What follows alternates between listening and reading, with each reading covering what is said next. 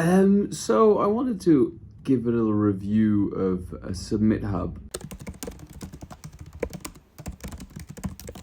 SubmitHub was a site I discovered around 2017, 2018, but I got interested in the fact that it gave you this open portal towards bloggers and playlisters and all this kind of stuff. So I tried it out, and it was pretty disheartening in many ways.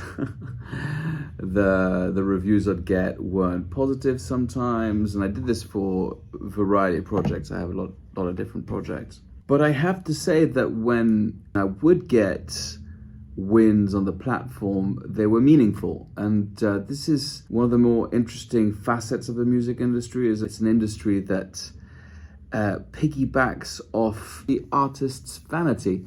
And I think that's something that we would be wise to mind, because if we're promised fame, glory, and placements, we tend to be all right to pay the money for it.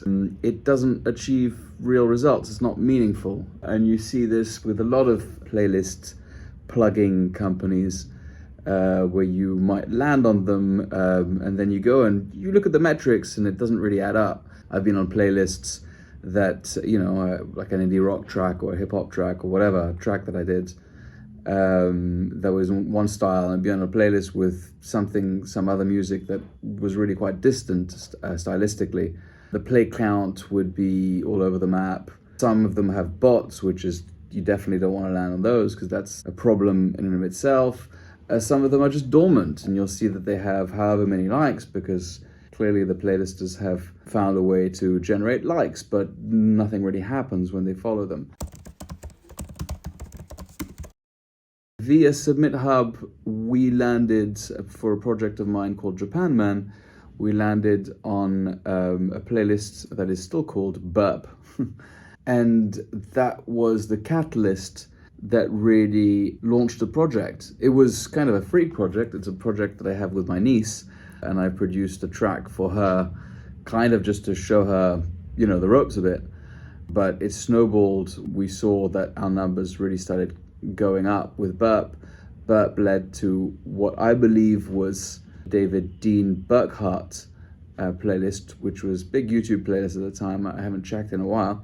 And it just sort of catapulted from there, and domino effects. There's no guarantee in this. I'm not 100% sure it's the way that happened, but it seems that when I follow the sort of movements of things, it really looks like this is what happened, is that SubmitHub was pivotal in us getting these playlists, and eventually those Spotify editorial playlists at the time, New Indie and Fresh Finds and all this kind of things, and that's when the playlist count really, flew up the roof.